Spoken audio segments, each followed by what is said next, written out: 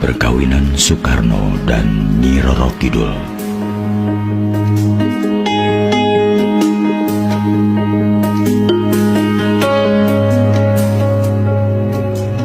Apa yang ada dalam pikiran Anda ketika Anda mengunjungi pantai selatan?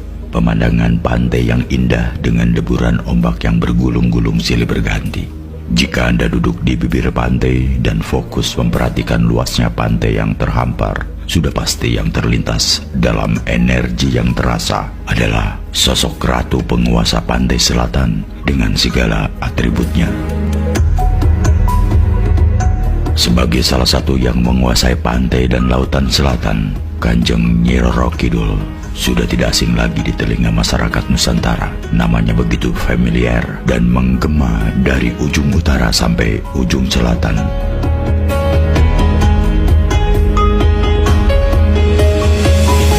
Eksistensi Nyi Roro Kidul seakan tidak pernah ada habis-habisnya. Mulai dari zaman kerajaan masa lalu hingga saat ini, sosoknya masih tetap hidup dan melekat di tengah-tengah masyarakat. Hal itu tidak mengherankan karena Nyi Roro Kidul memiliki segudang kisah yang menarik untuk selalu diperbincangkan di kalangan halayak yang tidak ada matinya.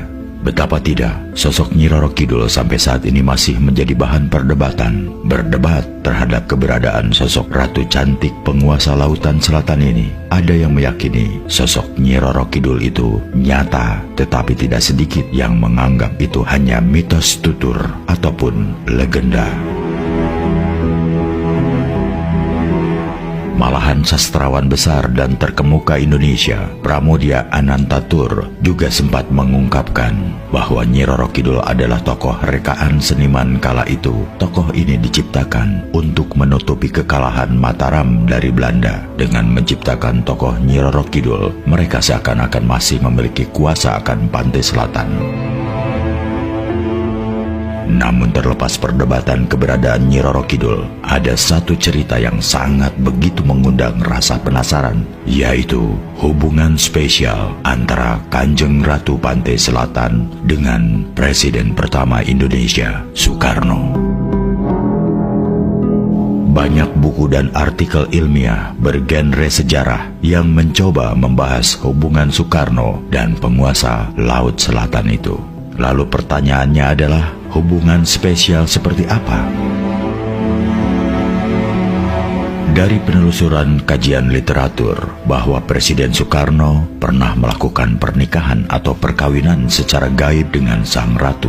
Dari beberapa sumber yang ditelusuri, Presiden pertama Indonesia ini pada beberapa kesempatan kenegaraan berkali-kali mengawali sambutannya dengan cerita tentang sosok ratu cantik itu, Ratu Roro Kidul, ratu dari lautan selatan, ratu dari samudra yang dulu bernama Samudra Hindia tapi kemudian berubah dengan nama Samudra Indonesia. Saudara-saudara, kata Soekarno di Istana Merdeka, Jakarta saat melantik R.E. Marta Dinata sebagai Kepala Staf Angkatan Laut Indonesia 17 Juli 1959. Ia melanjutkan kembali kisahnya bahwa sejak zaman lampau, apalagi sejak zaman Mataram Islam, ada tradisi yang mengatakan bahwa raja hanyalah bisa menjadi raja besar yang kuat, pimpinan hanyalah bisa menjadi pimpinan yang kuat jikalau beristrikan Ratu Pantai Selatan.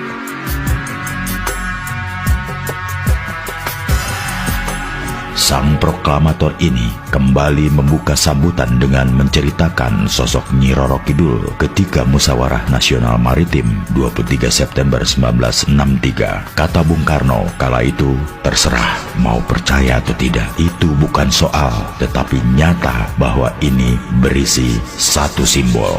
Kepercayaan ini berisi satu simbolik bahwa tidak bisa seseorang raja, bahwa tidak bisa sesuatu negara di Indonesia ini menjadi kuat jikalau tidak punya raja kawin beristrikan Ratu Roro Kidul. Simbolik itu, sambung Soekarno, berarti bahwa negara Indonesia hanyalah bisa menjadi kuat jikalau ia juga menguasai lautan. Jikalau negara di Indonesia ingin menjadi kuat, sentosa, sejahtera, maka dia harus kawin juga dengan laut. Bahwa bangsa Indonesia tidak bisa menjadi bangsa kuat, tidak bisa